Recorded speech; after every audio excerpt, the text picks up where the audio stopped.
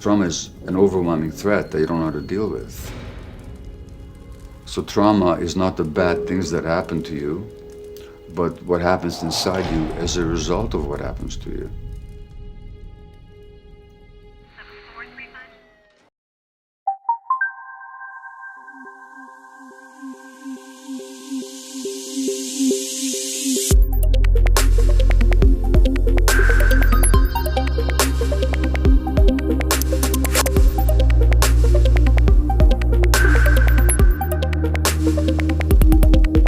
Well, I'm honored to be here, and my hat is my favorite hat. I think it makes me look rather handsome.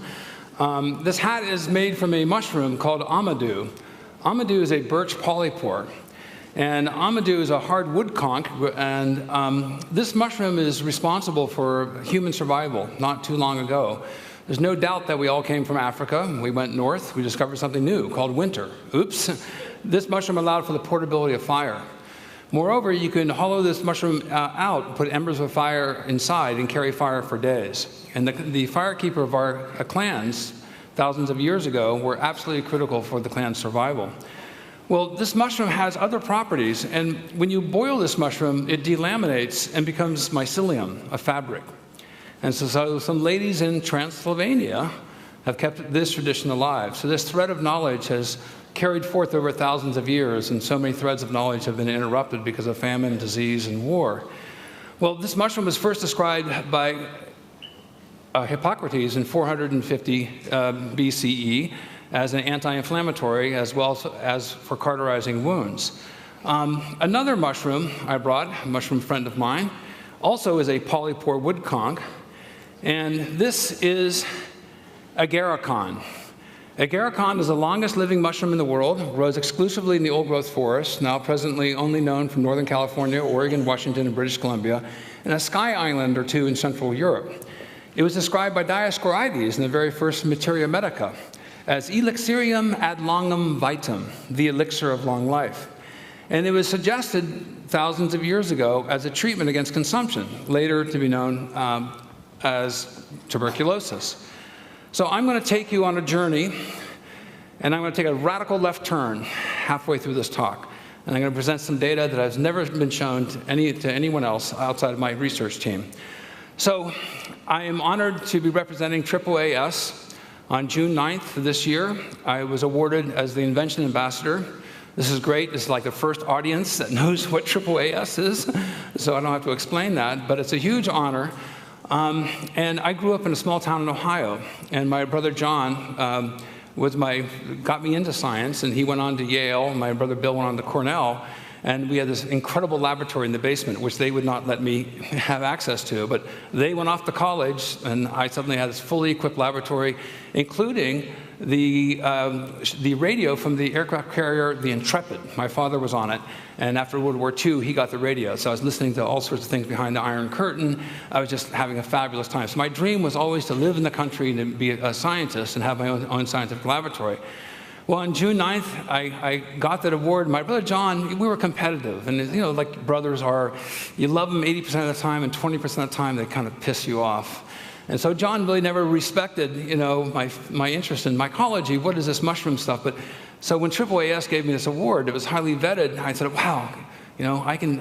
This is exciting. I can tell my older brother, now, John, I got this award. So I called him, and he didn't answer. And then I emailed him, and that was the day they discovered his body.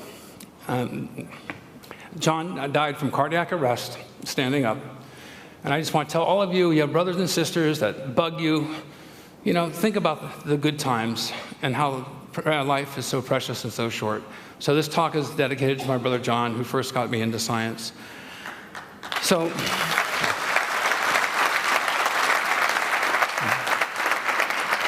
my main theme is biodiversity is biosecurity. I live in Washington State, in the southern regions of the Puget Sound. And I want to point out the largest organism in the world is a mycelial mat. 2,200 acres in size, over 2,000 years old, and it's one cell wall thick, surrounded by hundreds of millions of microbes per gram of soil. We have several skin layers that protect us from an infection. The mycelium has one, and yet it achieves the largest mass of any organism in the world. How is that possible? Well, it's possible because it's involved in its own microbiome. It selects beneficial bacteria that it works in concert with, and the mycelium is based on a network-like design. The mycelium digests its nutrients externally. We share a more common ancestry with fungi than we do with any other kingdom. 650 million years ago, we split from fungi, and there is now a new super kingdom that's been published called a Pleistocanta that joins Animalia and fungi together. We exhale carbon dioxide, we inhale oxygen, and the fungi are able to stream nuclei to their tips. And because of epigenesis and the ability to adapt to change, this is one of the few organisms that actually benefits from disruption. And so when these mats are disrupted, they fork, you have streaming of nuclei, epigenesis comes into play, reassortment nuclei at the end tips, it codes for new genes, for new enzymes, acids to capture new food, and then the information becomes back-channeled into the mycelial network. So using the epigenetic properties of mycelium, I think, is a way of the future of medicine. So the mycelium is a lot more pervasive than most people realize. Virtually 90% of all plants have mycorrhizal fungi. It's now been determined that these mycorrhizal networks and the mycelium communicates across landscapes and between plants, and indeed all plants are part fungi. So any research on botanical medicine, the contribution of the endophytic fungi that are associated inside these plants needs to be taken into account, because the conferring medicinal properties may be well coming from the endophytic fungi as opposed to the plant by itself. These mycelial networks stream across landscapes, and I have these epiphanies, and I believe habitats have immune systems, and the mycelial networks are the foundation of the food web that's joining us all together. Now here is something I grow lots of mycelium, 20 to 30,000 kilos a week. We have a small company, 67 employees, and this is really, frankly, just not fair that I can tell you this in 15 seconds, what took me 30 years to discover. The problem with growing mycelium in a laboratory is it's immunologically naive. It's grown in pure culture. When you throw it out into the ground, all these organisms consume it. Well, we soak wood chips or straw underwater, salt water or fresh water, for 2 weeks. Anaerobes become predominant. Then we take this out and we drain off the water, and then the oxygen becomes a sterilizer. The anaerobes are largely killed, some aerobes are in there, and then the mycelium then becomes immunologically educated. This is a profoundly powerful mycelium. It's got an immune system, and resident within this mycelium is enormous amounts of bacteria. We did next-gen sequencing here, and this is a color heat map, 1,000-fold difference in the relative abundance of different genera of bacteria, 2 different mushroom species, selected out whole different constellations of bacteria. This enables the mycelium to set up guilds and have commensal mutualistic organisms that it can combine with that allows it to conquer such large habitats. Well, we all know that we have cancer. 41% of us will get cancer, 21% of us will die from it. But did you know still that 73% of all anti-cancer drugs have their origins in natural products? We grow about 500 different species. Turkey tails, they're featured here, are one of the best described and studied medicinal mushrooms in the world. We received a $2.2 million breast cancer clinical grant from the NIH for phase 1 breast cancer. And the results of the studies have been published. And on a dose-dependent basis, well, prior to radiation, your immune system is active. And then when the turkey tail mushrooms, 8 capsules per day, are consumed, there is an upregulation of natural killer cells. And then post-radiation, most of you know, the immune system is damaged, and then it has to recover. And then on a dose-dependent basis, 2 weeks and then 4 weeks, the immune system kicks into gear. Natural killer cells are enhanced dramatically, and also cytotoxic T cells. Look at the significance value here.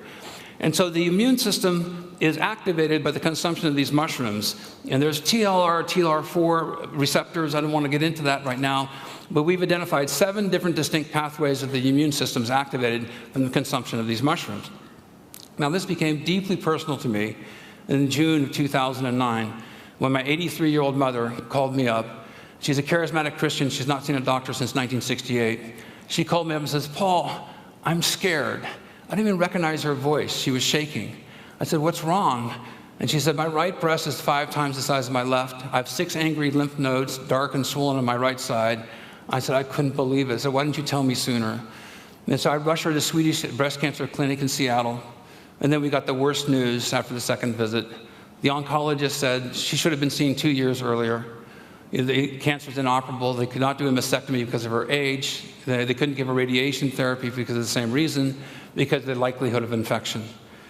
And so the oncologist tried to make the best of it, saying, you've lived a long life. And we kept on asking, how long? And she said, you're lucky if you have 3 months. The tumor is erupting out of her breast, across the meridian, invaded her sternum, and went into her liver.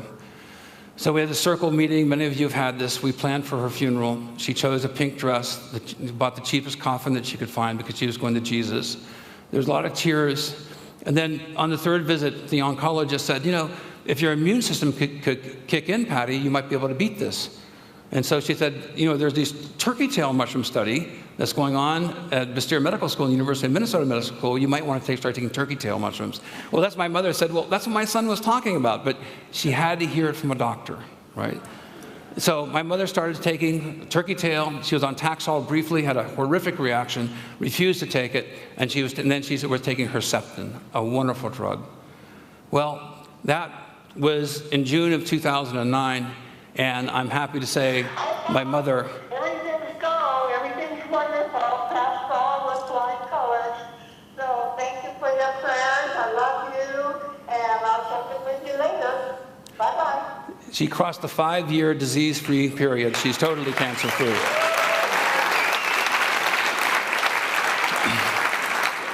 Now, this led to then a study saying, well, maybe turkey tail mushrooms can enhance Herceptin. Now, this is good news that my mother survived, but then she told me something her oncologist told her. Of the 50 women who joined the Herceptin program and enlisted in a new program in Ellensburg, Washington, where she enlisted, of the 50 women, 48 of them have died. My mother was the only one taking turkey tail with Herceptin. So this is interesting on multiple levels. She's been written up as a best case outcome in several medical journals. She had no chembrain, no nausea, no loss of appetite. So she's happy, and her acumen has come back. She's smarter now and more quick with her wit than I've ever seen. So then a series of other articles came out this past year. Turkey tail enhances the microbiome, specifically of lactobacillus and bifidobacterium, while suppressing anti-inflammatory bacteria. So this is extremely interesting because this speaks to the fact that when we grow the mushroom mycelium in pure culture, we do see a resident mutualistic population of bacteria, which we at first thought were contaminants, but now we understand better that they're part of the microbiome of the fungi. When we split from fungi 650 million years ago, we chose the route of encirculating our food in a sac, in a stomach basically, digesting nutrients within. The mycelium went externally. Well, just as we have a microbiome within us, the mycelium selected a microbiome also mutualistically to its advantage. I'm very interested in the viral to cancer connection. There are 7 identified viruses, there are probably a lot more, that cause cancer. Then Fred Hutch Medical School called me up and said, we have a very interesting case with Merkel cell carcinoma, one of the most deadly cancers of the world. Only 10 people have ever been reported to have ever recovered from it. And I call it the NIM hypothesis after Paul Nim, MD, PhD at Fred Hutch. And they had this patient who started taking a 7-species mushroom blend. And this is immune evasion. And then after taking the mushrooms, there's no chemotherapy, no radiation therapy, nothing can be done for these patients. And then after taking the 7 mushroom species blend, he had spontaneous recovery, and he is alive today. So we think that it decloaks cancers for discovery by the immune system. We don't know exactly how it does it, but we have seen this over and over again. Your immune system's activated, and your immune cells can discover receptor sites in the stroma of tumors.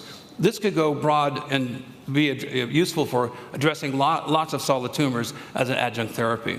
So this case also was written up in the medical journals.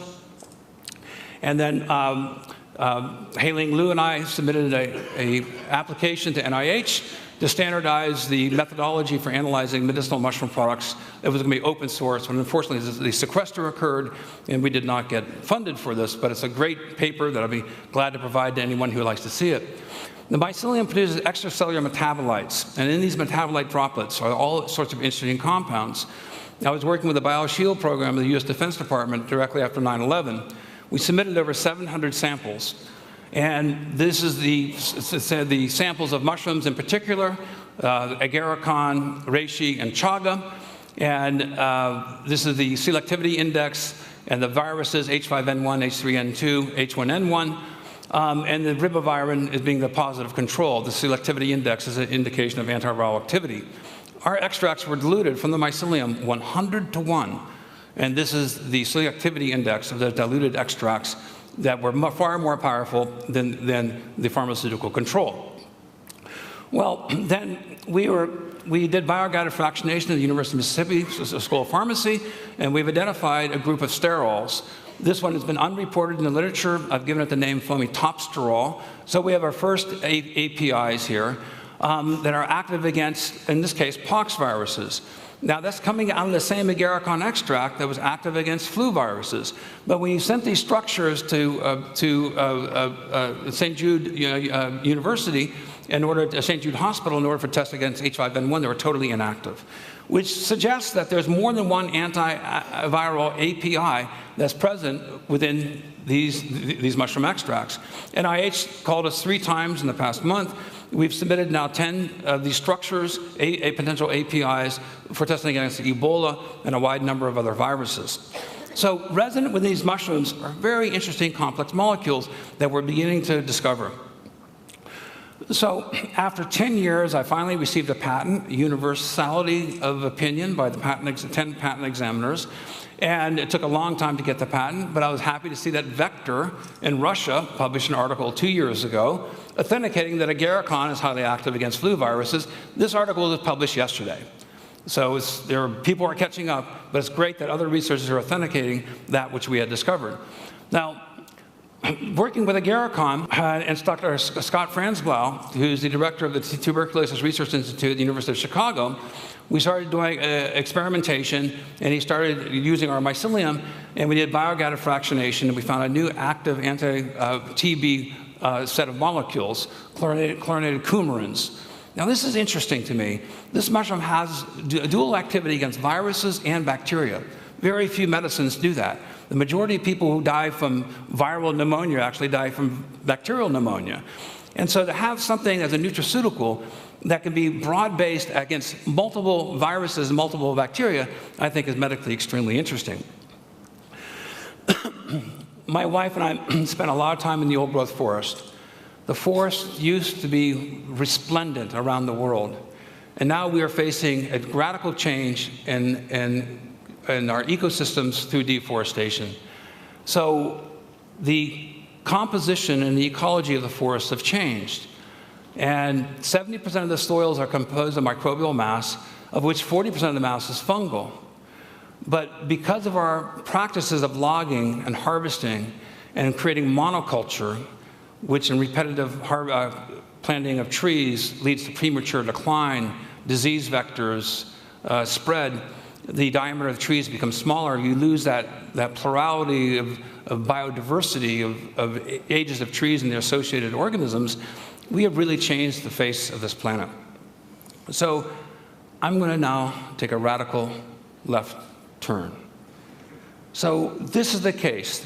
Now imagine, hundreds of millions of years, our ancestors and other organisms in the ecosystem have been used to these resplendent forests, and now we've deforested much of the planet. And the deforestation continues at an incredible clip. We've now entered 6X, the 6th greatest extinction event on the life on this planet, and we're losing about 30,000 species per year of 8.3 million species on this planet. That means in 100 years, we'll lose more than 30% of the biodiversity on this planet. This is an all-hands-on-deck moment. So a friend of mine came to me and said, Paul, I do a lot of work with entomopathogenic fungi, controlling insects. He says, can you help the bees? And then Whole Foods provided this very interesting graphic. Here's your dairy choices with bees, and there's your dairy choices without bees. Bees are great pollinators. 30% of the food in the grocery store is a direct result of pollination. 70% is indirect.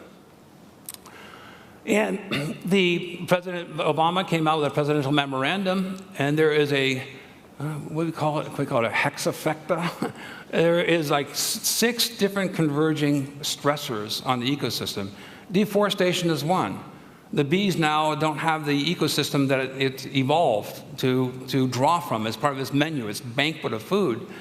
Well, then because of the pollution, and one of the speakers mentioned his blood was analyzed, and he has 1,000 different xenobiotic toxins present in his blood, unprecedented in the theater of evolution.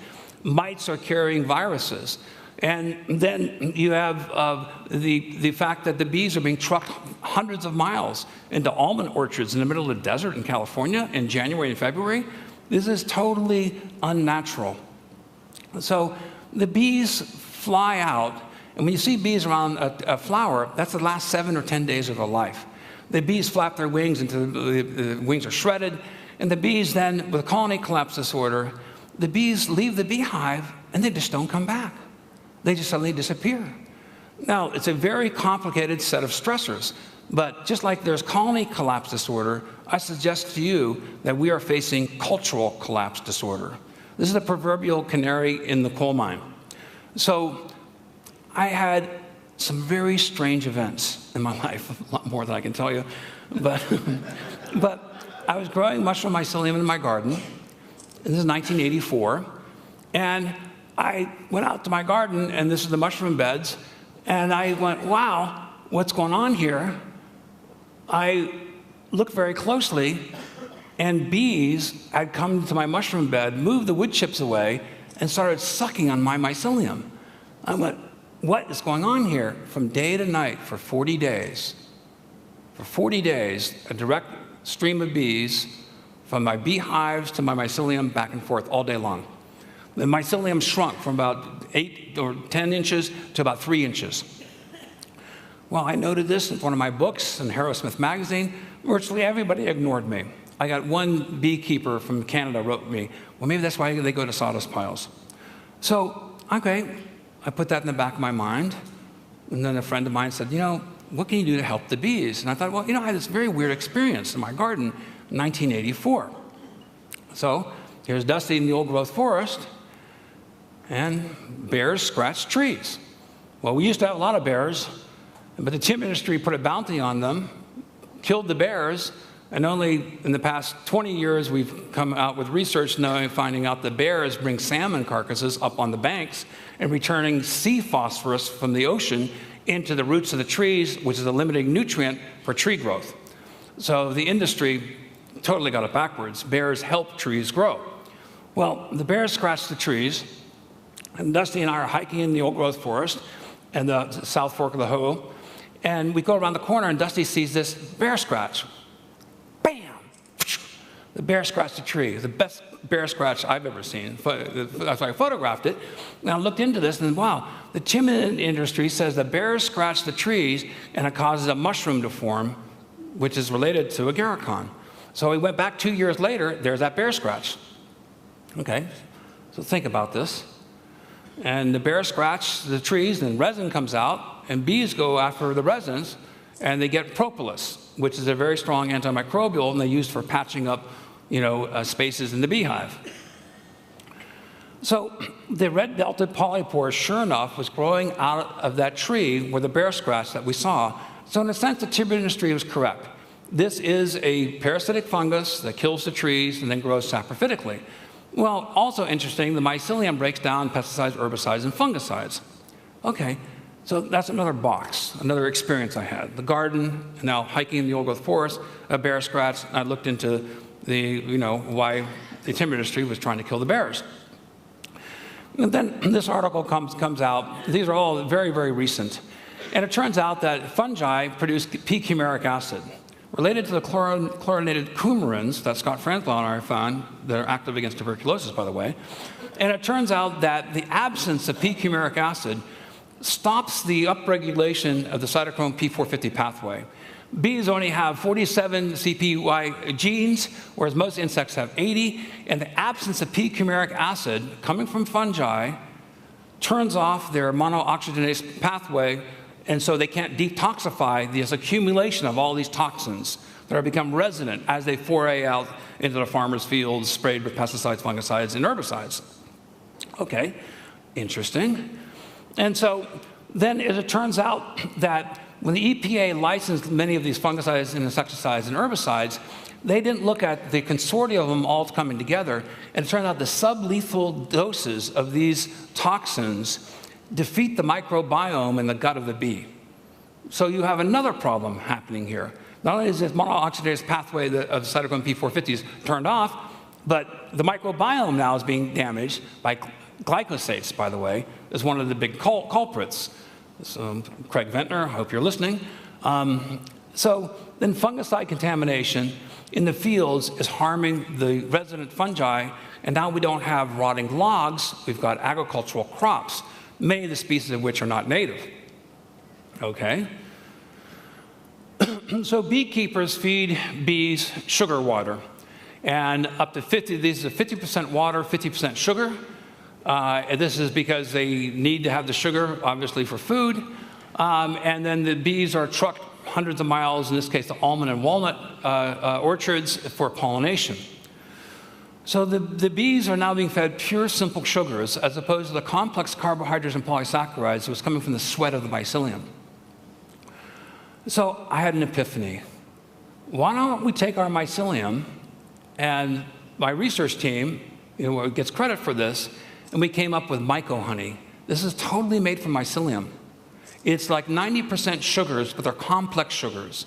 And guess what? It has p-coumaric acid in it. It has the antiviral agents in it. It has the antibacterial agents.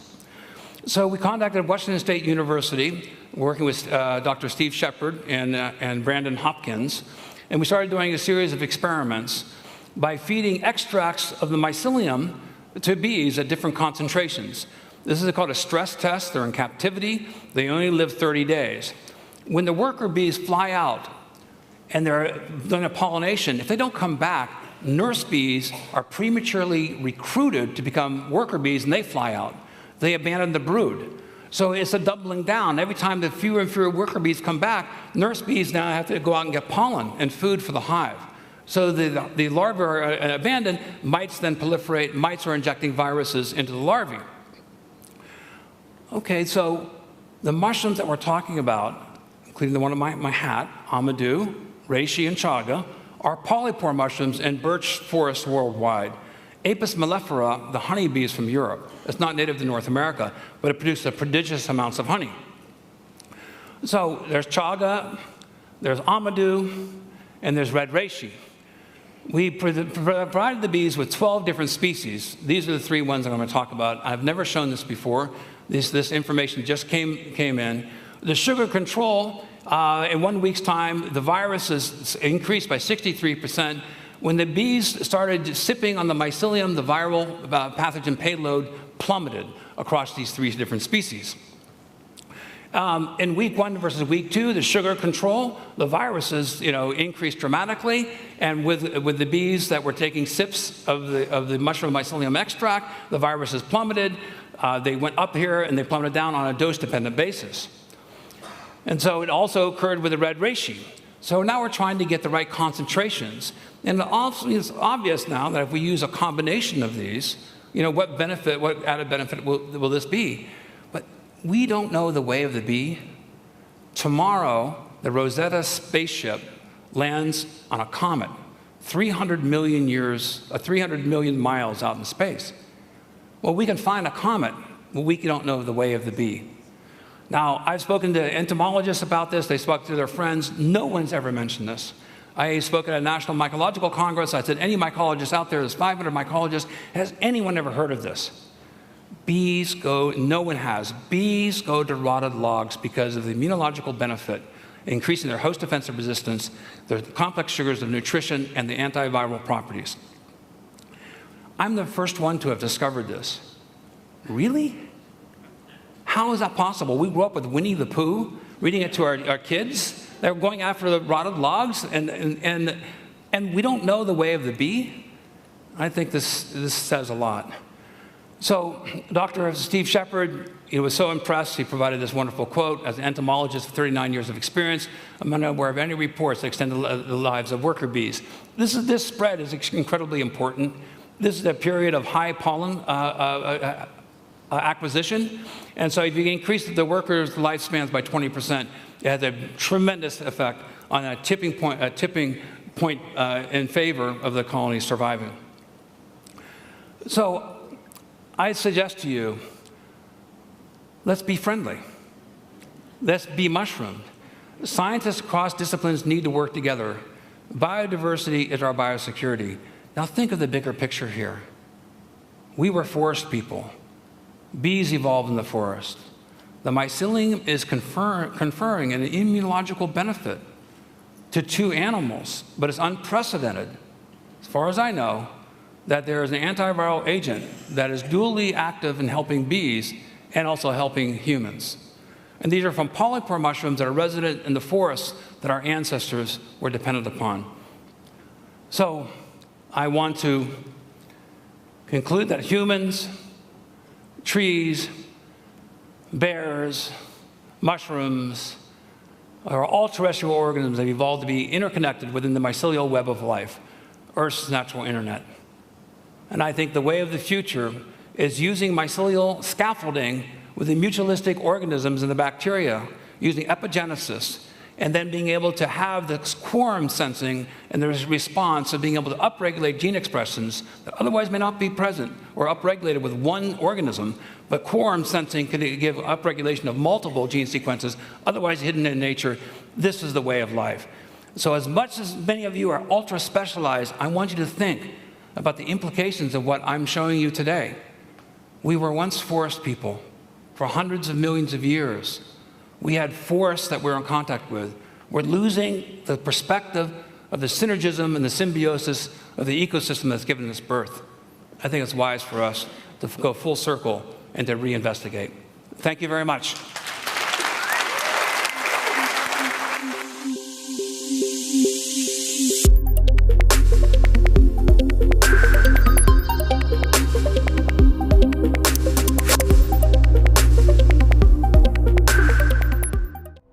During your first 18 years of life, if a parent or other adult in the household often or very often would swear at you, insult you, put you down, or humiliate you, step inside the circle.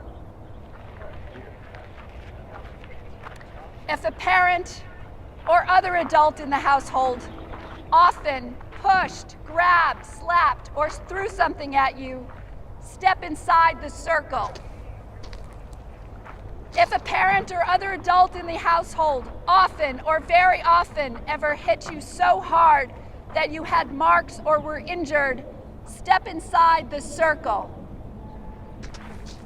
If you often felt that no one in your family loved you, step inside the circle. Step inside the circle.